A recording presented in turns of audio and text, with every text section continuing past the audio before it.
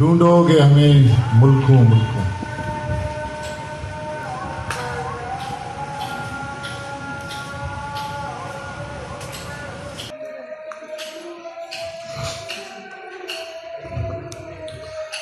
जनाब सदर मजलिस और मुअज़्ज़ान गिरामी,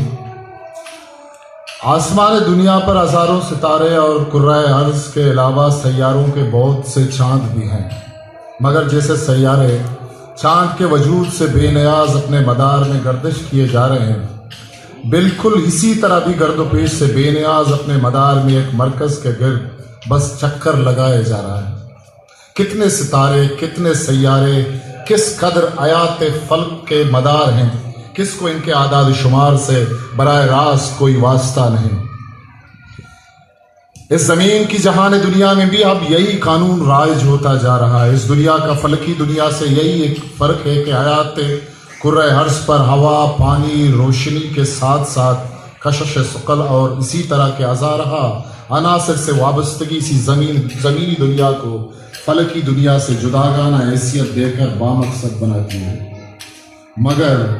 फलकी दुनिया की तरह ज़मीनी दुनिया के कानून का बदलाव कुछ इस तरह से मुनक़्क़िस होने लगा है कि हम जज्बात और एहसासात से रफ्ता रफ्ता आरी होते जा रहे हैं और ताल्लुकात, अहबाब, रिश्तों की मोहब्बत और ज़िंदगी की मुस्कुराहट में सरदमौरी से हम फलकी दुनिया की तरह अपनी दुनिया और ज़िंदगियों में एक खिला पैदा कर रहे हैं,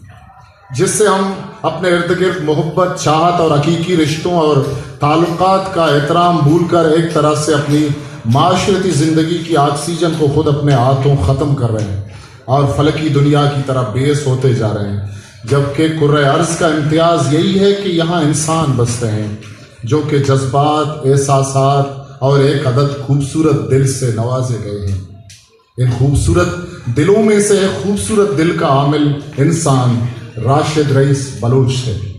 जो कि हर इंसान के लिए एक दर्दमंद सोच और खिदमत का जज्बा रखते थे। पता नहीं कुछ लोगों पर इजहार ख्याल करते हुए क्यों मुझे दिक्कत का सामना करना पड़ता है, एक बेचैनी से तारी देता है। ऐसे लोगों में राशिद जैसे मिलनसार और फुरफलूस इंसान शामिल है। राशिद जैसे खूबसूरत इंसान का एक पहलू हो तो बंदा कुछ लिखने की जसारत करे। एक ऐसा इंसान जो कि समाज के हर मस्बत पहलू को परवान चढ़ाने में कमर बस्ता हो और हर मनफी पहलू का कलाकुमा करने पर तुला हुआ हो, तो इन जैसे प्यारे लोगों के लिए कुछ लिखना कितना दुश्वार है, इसका मुझे अच्छी तरह इदराक है और आप लोग भी इस बात को अच्छी तरह समझते हैं। मेहमानान गिरामी, कराची में जब भी हमारा आना होता था तो दो ऐसे दरगाह होते थे कि जिनकी ज़ियारत के बगैर कराची यात्रा अधूरा रह जाता था। एक मौलवी उस्मान पार्क लियारी से मुत्सिल स्टूडेंट्स होटल के गली में उस्ताद अब्दुलसत्तार बलूच का म्यूज़िक क्लब, जो कि यहाँ मौसीकी के हवाले से दर्स व तदरीस का सिलसिला हमेशा जारी रहता था और इस दरगाह ने बलूची के बेशुमार माए नाज गुलकार पैदा किए और यहाँ अक्सर बलूचिस्तान के मुख्तलिफ इलाकों से ताल्लुक़ रखने वाले मौसीकी के दिलदादा नौजवान मौसीकी सीखने के लिए इसी क्लब बल्कि इसी म्यूज़िक इंस्टीट्यूट कहूँ तो ज़्यादा मुनासिब होगा, रुक करते थे। दूसरा, ली मार्केट टट्टा बस स्टॉप में 3 मंजिला बिल्डिंग रहमत सेंटर, जिसके फर्स्ट फ्लोर में बलूची म्यूज़िक के प्रोडक्शन हाउसेस, जो कि बलूचिस्तान और बलूचिस्तान से बाहर बलूची के नामवर फनकारों के खूबसूरत गीतों को बहम पहुंचाने में अपना कौमी फ़र्ज समझते थे।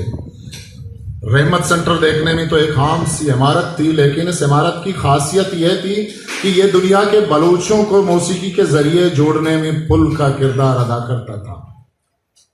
यहाँ से बलूची के कई गीत यादगार हुए और ये गीत वक्तन फवक्तन ईरान, गल्फ और दुनिया के दूर दराज ममालिक तक भेजे जाते रहे, जिनकी मधुरधुनें आज भी कानों में रस घोलने का खुशगवार बायस हैं। वशमल्ले प्रोडक्शन, BMC प्रोडक्शन, जीजे प्रोडक्शन, असगर डाडाबाई प्रोडक्शन और एक दो और। वशमल्ले प्रोडक्शन हाउस में अमूमन यूनुस नूर और दिगर दोस्तों से शाम के औकात हमारी बैठक जमती थी। वशमल्ले प्रोडक्शन हाउस से मुत्सिल एक और प्रोडक्शन हाउस था, سائر پروڈکشن، جسے فرید نامی ایک خوبرو نوجوان چلاتا تھا، سنبھالتا تھا۔ وشملے پروڈکشن اور یونس نور کے توسط سے ہماری ملاقات ایک دن ایک خوش اخلاق نوجوان سے ہوئی۔ یہ تھے بلوچی موسیقی کو ترویج اور ترقی کے خواہاں اور نوجوان فنکاروں کو مین اسٹریم میں لانے میں کوشاں جناب راشد رئیس صاحب۔ راشد رئیس صاحب سے بعد میں ہماری سنگت ایسے بنی کہ وہ ہم سے ہمیشہ ایک بے تکلف دوست سے بڑھ کر بھائیوں جیسے ملے۔ نیاتی نرم گفتار، ملنسار، مخلص، اعلیٰ ویژن اور مثبت سوچ کے مالک راشد رئیس بلوچی موسیقی اور فنکار کو پروموٹ کرنے میں جس طرح استاد عبدالستار بلوچ، عزیز بلوچ، شفیع بلوچ، استاد نور محمد نورل، شوکت مراد کا کردار رہا ہے، اسی طرح ایک قابل ذکر کردار بلوچی میوزک کے پروڈکشن ہاؤسز کو بھی فراموش نہیں کیا جا سکتا، جن میں جان ویڈیو بھی، ابھی بسر صاحب میرے سامنے بیٹھے ہیں، جان ویڈیو بھی شامل ہے۔ راشد بلوچ نے 1998 کو رحمت سینٹر سے اپنے پروڈکشن ہاؤس سائر پروڈکشن کا آغاز کیا۔ راشد بلوچ چونکہ ایک مثبت سوچ اور بلند ویژن کے مالک تھے، انہوں نے اپنے پروڈکشن ہاؤس کا آغاز ہی بلوچی کے بلند پایہ فنکاروں کے ریکارڈنگ سے کی اور جلدی موسیقی کے حلقوں میں مشہور ہوئے، کیونکہ راشد نے اس فیلڈ میں آتے ہوئے بلوچی موسیقی کو شائقین کی طبیعت کے مطابق لانے کی شب و روز تگ و دو کی۔ نور خان بزن جو ویسے بھی ناموری کے ساتھ آسمانوں کو چھو چکے تھے، راشد رئیس نے نور خان بزن جو کہ ایک والیوم نمبر 10 شاید آپ لوگوں کو یاد ہوگا، نگرائیں صوب کی ریکارڈنگ سے اپنے پروڈکشن ہاؤس کا آغاز کیا۔ چونکہ اس زمانے میں پروڈکشن ہاؤسز کے مالکان اور ڈیلرز گلوکاروں کو بھاری معاوضہ ادا کرتے تھے، لہٰذا انہوں نے اپنے پروڈکشن ہاؤسز کا ایک الگ اور منفرد مقام قائم رکھنا ہوتا تھا، اسی لیے وہ خود گلوکاروں کے دون اور شاعری کا انتخاب کرتے تھے۔ راشد رئیس نے نور خان بزنجو کے 2 ریکارڈنگز کیے، نگرائیں صوب اور شاعری اتار۔ ان ریکارڈنگز میں راشد رئیس کی شاعری کا انتخاب دیکھیے: عطا شاد، مبارک قاضی، سید ظہور شاہ ہاشمی، بشیر بیدار، کریم دشتی، مراد صاحب، منیر مومن، میر عمر میر، زبیر مختار اور ان جیسے شعری دنیا کے درخشاں ستارے، جن کے بغیر شعر و ادب اور موسیقی ادھوری اور پیکی مانی جاتی ہے۔ ان کے خوبصورت بامانی اور شیریں کلام مذکورہ کیسٹس اور ریکارڈنگ کا حصہ بنا کر انہیں لازوال بنا دیا۔ ان ریکارڈنگز میں بیشتر شعراء بلوچی زبان کے بلند پایہ شعراء کرام ہیں، اور نور خان بزنجو کے یہ تمام گائے ہوئے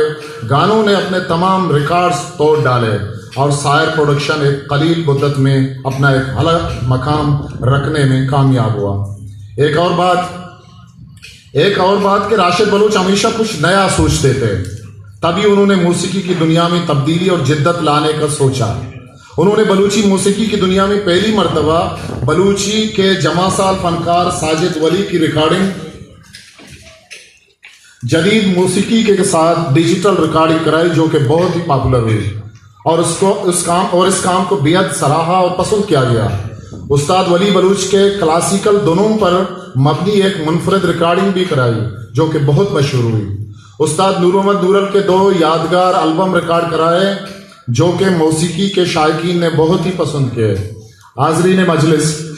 جہاں خوراک اور مکانات کو خطرہ ہے، وہاں ہماری موسیقی بھی خطرے کی زد میں ہے۔ ماہرین موسیقی کا خیال ہے کہ ہم اپنی روایتی فوک یعنی زگریں بلوچی موسیقی کا جنازہ قریباً اٹھا چکے ہیں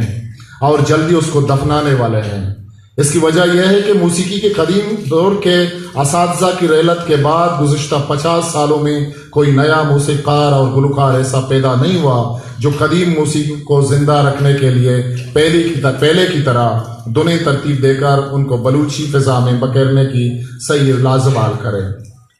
لیاری میں موسیقی اور آرٹ سے محبت کے سوا اٹھلوں سے گانوں کی صدائیں بھی آتی تھیں، اور شادی بیاہ اور دیگر مواقع پر پاکستان کے صف اول کے فنکار بلوچ قوم کی فن اور فنکار دوستی کی قدر کرتے ہوئے حاضری دیتے تھے۔ لیکن اچانک سے ایک اوکھ عالم برپا ہوا، اور دیکھتے ہی دیکھتے قلم و کرتاس، سروز و تمبورگ، ہارمونیم و بینجو اور ردم کی دل چھو لینے والی ساز سر نے لے سے مزین راگ کی مسرور و محفوظ محظوظ کر دینے والی الحان اور آلات کی جگہ بندوق اور گولی کی دہشت زدہ کر دینے والی گن گرج اور تڑتڑاہٹ نے لے کر سماج کو مفلوج اور بے بس کر دیا۔ راشد بلوچ ہمیشہ اپنے معاشرے کا اجلا چہرہ دیکھنا چاہتے تھے۔ اپنے علاقے میں ادبی مجالس منعقد کرائے، نوجوانوں کی حوصلہ افزائی کی اور اپنے پروڈکشن ہاؤس کے توسط سے کہنہ مشق گلوکاروں کے ساتھ ساتھ نئے فنکاروں کو بھی آگے لانے کا سوچتے تھے، اور اس سلسلے میں کافی حد تک کامیاب بھی ہوئے۔ راشد نے اپنے سائر پروڈکشن ہاؤس کے بینر تلے کئی نئے گلوکاروں کو آگے لانے کے مواقع فراہم کیے۔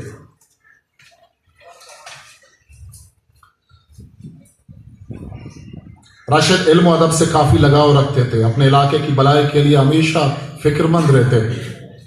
مجھے یاد ہے 2004 کو میری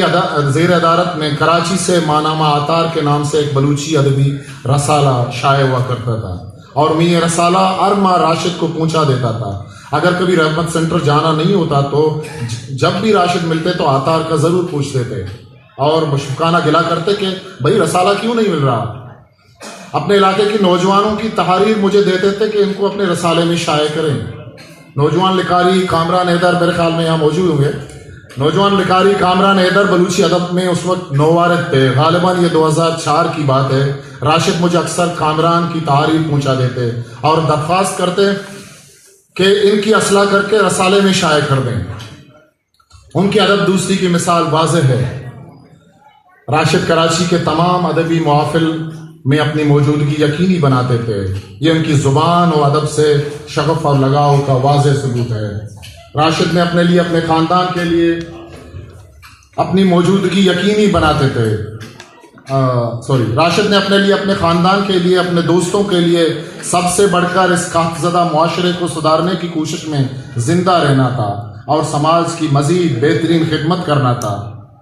اس میں کوئی شک نہیں کہ موت برحق ہے، اس میں کوئی شک نہیں کہ موت برحق ہے،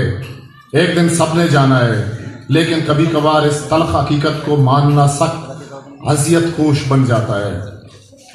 خصوصاً راشد جیسے پرخلوص دوست، سرگرم اور بیلوز سیاسی کارکن، خدمت گزار اور دردمند، تبدیلی و ترقی پسند سماجی اور ادبی دوست کے اچانک رحلت پر غم اور صدمے سے ذہن کا معاف ہو جانا اچنبھے کی بات نہیں۔ اپنے شاد عزیز آبادی کی غزل کے چند اشعار کے ساتھ آپ سے رخصت چاہوں گا کہ ڈھونڈو گے اگر ملکوں ملکوں، ڈھونڈو گے اگر ملکوں ملکوں، ملنے کے نہیں نایاب ہیں ہم، جو یاد نہ آئے بھول کے پھر، اے ہم نفسو وہ خواب ہیں ہم۔ میں حیرت و حسرت کا مارا خاموش کھڑا ہوں ساحل پر،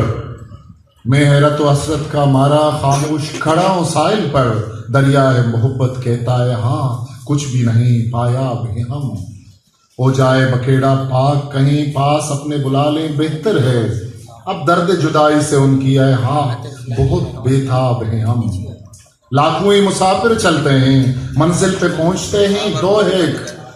لاکھوں ہی مسافر چلتے ہیں منزل پہ پہنچتے ہیں دو ایک، اے اہل زمانہ قدر کرو نایاب نہ ہوں کامیاب ہوں۔ منت وارا شمع باز منت وارا کے شما منی چارندان گزاشتہ ماسٹر سبک صاحب منا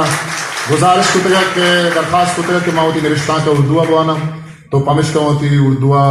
ہوتی پشتگیں و زدگیں اردوہ پہلی لوٹا ماں بلوچی چونکہ منی زبان ہے بیشتر میں شتر نوشتہ کت کنا بلے اگر آرچ نزوری منی پشتگیں اردو ہے تو کدی بنا پہل بکنے